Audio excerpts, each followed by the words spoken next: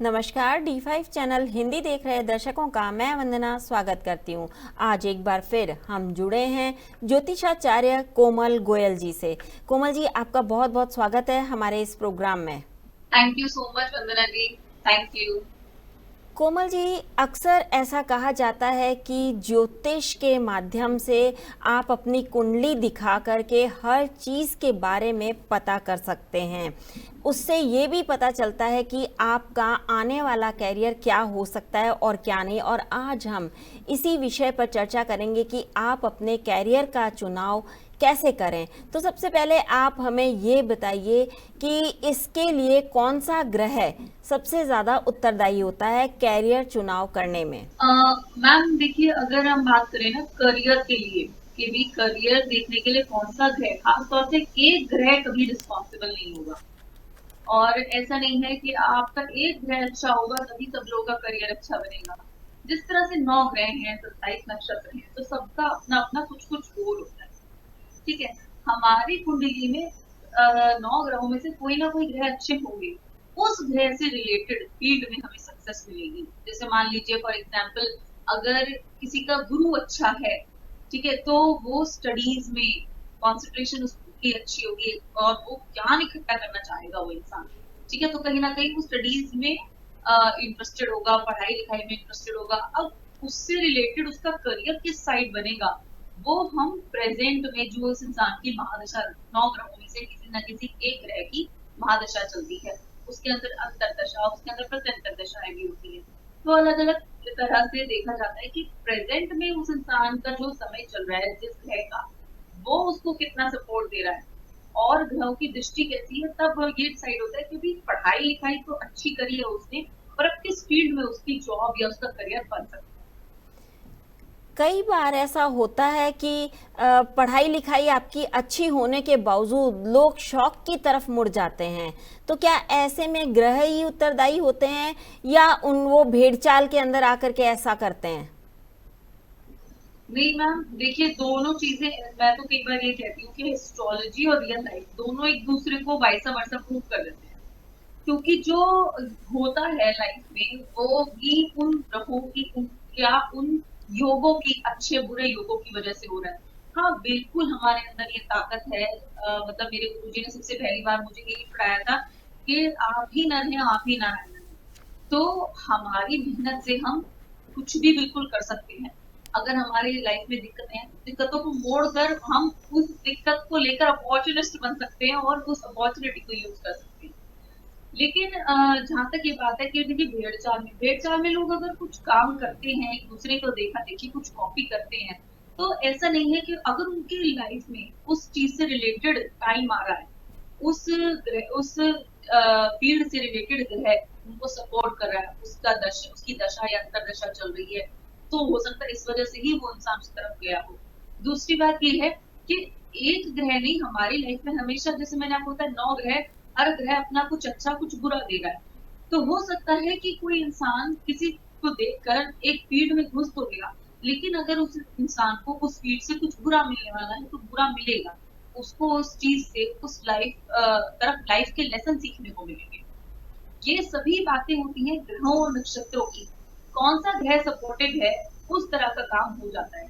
ये बात बिल्कुल आपकी सही है कि लोग पढ़ाई लिखाई में बहुत अच्छे होते हैं। बल्कि मेरे सामने भी ऐसी कुंडली एक बार आई थी। वो इंसान, मतलब पोस्ट ग्रेजुएशन लेवल का वो पर्सन था। उस इंसान की कुंडली में बिल्कुल पीएचडी वाला योग है, लेकिन क्या है कि उसका वो पार्ट अच्छा था, 6, 7, 8 हाउस, 5th हाउस जो होते हैं, जिस तरह से मैं देखते हैं हम, primary education, higher education, post graduation बहुत अच्छी अच्छी, उस इंसान की नेचर ऐसी, उसकी जो उसको हर चीज में डीप में जाना है, नॉलेज, हर चीज की उसको डीप नॉलेज चाहिए। लेकिन उसकी कुंडली में एक था गुरु चांडाली। गुरु हो गया ज्ञान, उस इंसान को ज्ञान तो चाहिए, लेकिन ज्ञान को यूज करके वो स्टडीज वो अच्छे नहीं कर पाया। क्यों? क्योंकि उसके गुरु के साथ राहु बैठा हुआ था। तो वो इंसान, हर उसकी नेचर आज भी ऐसी है। वो पर्सन बिजनेस पर्सन है, लेकिन उस पर्सन की नेचर आज भी ऐसी है कि उसे कोई चीज के बारे में अच्छा लगता है जानना, समझना, तो उस चीज को डीप तक समझते हैं हम। लेकिन एजुकेशन के मामले में उनकी एजुकेशन देखा जाए तो भाई ठीक है, कॉरेस्पॉन्डेंस से पढ़ लिया, काम चला लिया। तो ऐसा होता है कि और कौन से ग्रह हैं जो आपको क्या चीज दे रहे हैं, क्या योग दे रहे हैं। गुरु चांडाल योग की वजह से एजुकेशन रुक गई, लेकिन जो नॉलेज इकट्ठी करने का जो उनका वो नेचर था, जो उनके और चीजों ने, उनके ग्रहों के और योगों ने उनको दिया, वो तो उसकी लाइफ में हमेशा चल ही रहा है। क्या पर्सनालिटी का भी फर्क पड़ता है? बिल्कुल पर्सनालिटी का फर्क पड़ता है। पर्सनालिटी देखिए दो चीजों से देखी जाती है। एक तो हमारे कुंडली में राशि यानी कि चंद्र राशि, और एक लग्न। लग्न कौन सा है हमारा, लग्न की राशि कौन सी है। इन दो चीजों से हमारी पर्सनालिटी काफी हद तक देखी जाती है, और इससे बहुत ज्यादा फर्क पड़ता है। मान लीजिए कोई सिंह लगन का इंसान है, उसकी लगन सिंह है, तो सिंह लगन यानी कि आप जैसे शेर, शेर वो इंसान बहुत ज्यादा अग्रेसिव भी होगा, हर चीज में जल्दी गुस्सा आने वाला, जल्दी डिसीजन लेने वाला भी होगा। अब उस इंसान की लग्न राशि तो हमने देख ली सिंह लग्न, हर चीज में आगे से आगे बढ़ने वाला, और उसका माइंड ऐसा नहीं होगा कि वो किसी के नीचे बैठ के जॉब कर सकता है, वो बिजनेस वाला पर्सन होगा।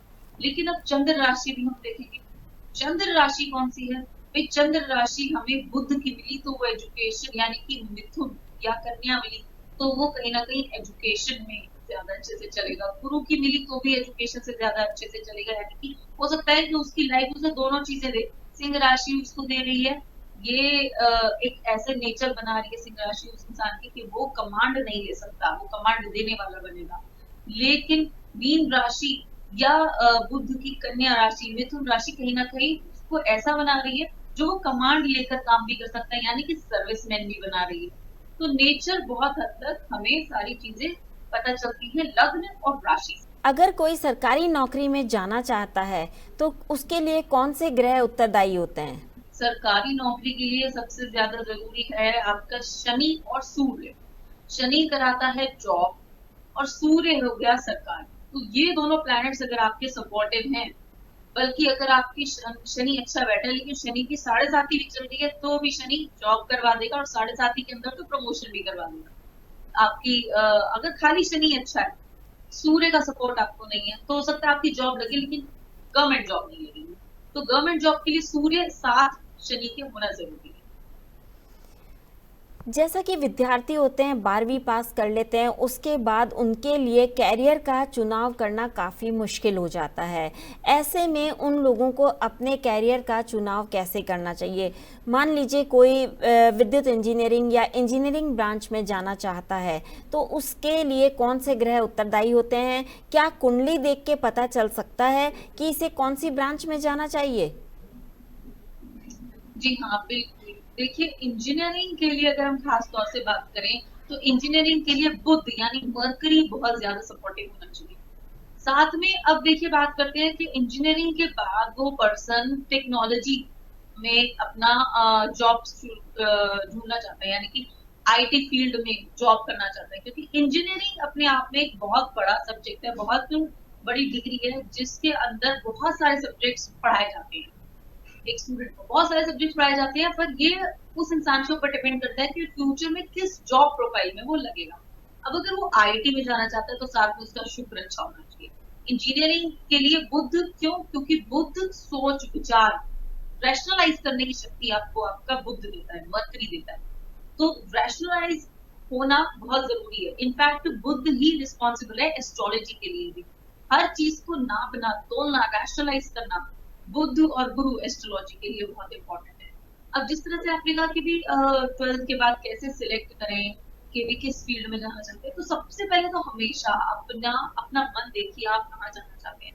चाहे आपको उस तरफ आपकी लाइफ में, आपकी कुंडली में योग नहीं है जिस फील्ड में आप जाना चाहते हैं, लेकिन वो उस फील्ड में आप कुछ ना कुछ ट्राई करेंगे, आप मेहनत करेंगे, हाथ पैर मारेंगे, लाइफ आपको लेसन बहुत अच्छे देगी।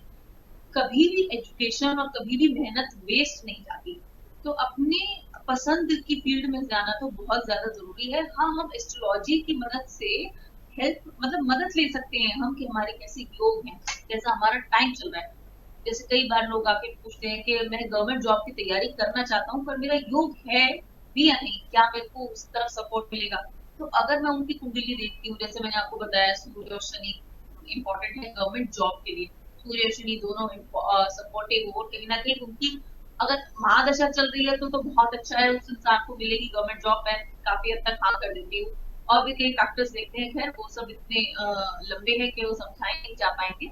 लेकिन शनि की कहीं ना कहीं अंतर दिशा प्रत्यंतर दिशा में चल रहा है, सपोर्टिव है, तो भी उनको हम एक ग्रीन सिग्नल देते हैं कि आप प्लीज कोशिश कीजिए, बहुत अच्छा समय है आपका, पूरी मेहनत कीजिए और आप जरूर सफल होंगे। 12वीं के बाद में अलग अलग कैरियर का चुनाव करना है तो कैसे कर सकते हैं? कौन सा इंसान कौन से कैरियर में जाए? अपना करियर डिसाइड करने के लिए सबसे पहले यही इम्पोर्टेंट है कि आप अपना इंटरेस्ट देखें। आपका इंटरेस्ट ऑफ कोर्स उसी फील्ड में आपको लेके जाएगा, वही फील्ड में आपका इंटरेस्ट होगा जहाँ जो आपके अच्छे प्लैनेट सपोर्टिव है। 9 ग्रहों में से कम 2-3 प्लैनेट्स तो हर किसी के अच्छे होते ही है, मोस्टली अच्छे हो वो प्लैनेट्स और वो सपोर्ट कर रहे हो, तो उसी तरह का आपका मन अपने आप बन जाता है। अब एक एग्जांपल जैसे मान लीजिए हम लेते हैं, जैसे हमने अभी सरकारी नौकरी की बात की, अब लोग सोशल मीडिया की तरफ आजकल सबका रुझान ज्यादा होता है। सोशल मीडिया में अगर किसी को तरक्की चाहिए, सोशल मीडिया को यूज करके उस इंसान को अपना करियर बनाना है, या डिजिटल मार्केटर बनना है, इस तरह का काम करना है कि लोगों के सोशल मीडिया को बढ़ाना है, उनकी हेल्प करनी है, सोशल मीडिया एडवाइजर बनना है, तो इस तरह का काम अगर आपको करना है तो आपका शनि भी अच्छा होना चाहिए और साथ में आपका शुक्र भी अच्छा होना चाहिए। इनफैक्ट इसके लिए जैसे कहते हैं मंगल बहुत अच्छा प्लैनेट नहीं है, मांगलिक दोष है, मंगल अगर आपका स्ट्रांग है, मंगल अच्छा है, तो आपको सोशल मीडिया से जरूर तरक्की मिलेगी। इनफैक्ट इसके लिए मैं कई बार लोगों को सजेस्ट करती हूँ कि अगर आपको सोशल मीडिया से तरक्की चाहिए तो आप चूज करो साउथ डायरेक्शन, यानी कि शनि की जो सॉरी मंगल की जो डायरेक्शन होती है साउथ दक्षिण, उसको यूज करो, अपना रूम वहां रखो या अपनी वीडियोस वहां बनाओ, तो आपको बहुत ज्यादा हेल्प मिलेगी इस चीज में। कई बार मल्टी टैलेंटेड पर्सन होते हैं तो उनका कैसे पता चलता है? मतलब कि कहने का ये है कि वो मल्टी टास्किंग पर्सन भी कह सकते हैं हम उनको। बिल्कुल, मल्टी टैलेंटेड लिखी लोग अगर आपकी कुंडली में 4-5 से ज्यादा, तो 5 से ज्यादा ग्रह अच्छे हैं, 5 ग्रह अच्छे सपोर्टिव हैं, उनसे ज्यादा भी अच्छे, तो डेफिनेटली तो आप मल्टी टैलेंटेड भी हो गए। मल्टी टैलेंटेड होने का मतलब ये है कि आपकी कुंडली में कम से कम 5 ग्रह तो अच्छे हैं, शुभ भावों में बैठे हैं। और अगर 5 ग्रह आपके अच्छे हो गए, 9 में से 5 ग्रह आपके अच्छे हैं, सपोर्टिव हैं, तो आप ऑफ कोर्स आपका कई कई जगह आपका टैलेंट निखर के आएगा। आप हो सकता है हर तरह की फील्ड में उन सबके कारक तत्व आपको मिल रहे हैं। दूसरी बात ये हो जाती है कि मल्टी टैलेंटेड होने के साथ साथ काफी चांसेस है कि आप मल्टी सोर्स से इनकम कमाएंगे, यानी कि आपकी इनकम, आपकी अर्निंग सिर्फ एक सोर्स ऑफ इनकम से नहीं, मल्टीपल सोर्स ऑफ इनकम से आएगी। 5 ग्रह से ज्यादा आपके अच्छे हो तो ये बात अपने आप हम मान सकते हैं कि उस इंसान को एक से ज्यादा सोर्स ऑफ इनकम होंगे। अपने ग्रहों को अच्छा करने के लिए क्या उपाय करने चाहिए? देखिए, अपने ग्रहों को अच्छा करने के लिए हम आसानी से जिस ग्रह की हमें लग रहा है कि हमारा ग्रह अच्छा नहीं है, उस ग्रह का बीज मंत्र जाप हम कर सकते हैं। बीज मंत्र मैं मोस्टली हमेशा लोगों को इसलिए बताती हूँ कि बीज मंत्र बहुत छोटे होते हैं, इजीली लोगों को याद हो जाते हैं और इजीली मिल भी जाते हैं। आप सिंपल अगर जैसे गूगल करेंगे गुरु का बीज मंत्र, तो आपको इजीली मिल जाएगा, कुछ गलत भी नहीं मिलेगा कि आपको लगे कि बहुत सारे मंत्र मिल गए, इनमें से बीज मंत्र कौन सा है। ओम ग्राम ग्रीम ग्रौम सह गुरुवे नमः, इजीली आपको बीज मंत्र मिल जाएगा। बुद्ध का बीज मंत्र सर्च करेंगे गूगल पे, आपको इजीली मिल जाएगा, ओम ग्राम ग्रीम ग्रौम सह बुद्धाय नमः। तो ये बहुत इजी होता है कि बीज मंत्रों का जाप करना, आप जाप कीजिए। लेकिन कई बार लोग इस तरह से करने लगते हैं कि भी हमें 10-15 दिन हो गए जाप करते हुए, हमें तो कुछ मिला नहीं। अगर आप उस काम को होमवर्क की तरह करेंगे, असाइनमेंट की तरह करेंगे, आप सोचेंगे वो कोई मशीन है या वो कोई चश्मा है जो मैंने लगा लिया और लगाते ही मुझे साफ साफ दिखने लगा, तो ऐसा नहीं होता। चीजें होती हैं, उनके रिजल्ट्स हमें मिलते हैं, बहुत स्लो होते हैं और वो हमारी नेचर में आ जाते हैं। और वर्क इज वर्शिप वो सबसे ऊपर है। अगर आप सिर्फ मंत्र जाप करेंगे और आप सोचेंगे कि मैजिक अपने आप हो जाएगा लाइफ में, तो वो नहीं होगा। वर्क इज वर्शिप, सबसे पहले आपको अपनी तरफ से मेहनत जरूर करनी है। मोस्टली इनफैक्ट एक बात मैं इसमें ऐड करना चाहूंगी, जो जितने भी स्टूडेंट्स होते हैं उन्हें किसी भी फील्ड में जाना हो, मैं आंख बंद करके उनको सजेस्ट करती हूँ गायत्री मंत्र का जाप मत छोड़ो। गायत्री मंत्र का जाप सुबह उठ के रोज जरूर करो। जिस भी फील्ड में जाना है, गायत्री मंत्र गुरु का मंत्र है, सरस्वती देवी का मंत्र है, विद्या का मंत्र है, कंसंट्रेशन का मंत्र है। तो वो आपको जिस भी फील्ड में जाना हो आपकी हेल्प जरूर करेगा, आपको उस फील्ड में निरंतर टिकाए रखने में, अपनी स्टेबिलिटी बनाए रखने में। वैसे आमतौर पर ये भी कहा जाता है कि गायत्री मंत्र के जाप का जो फल होता है वो गोदान के बराबर होता है, तो इसलिए हिंदुओं को गायत्री मंत्र का जाप तो ज़रूर करना चाहिए। कोमल जी, एक चीज़ और बताइए कि जब इंसान कैरियर का चुनाव करता है तो उसे और किस बात का ध्यान रखना चाहिए ज्योतिष शास्त्र के अनुसार? देखिए, ज्योतिष शास्त्र के अनुसार ये जरूर देखिए कि अभी हमारी क्षमता किसमें है।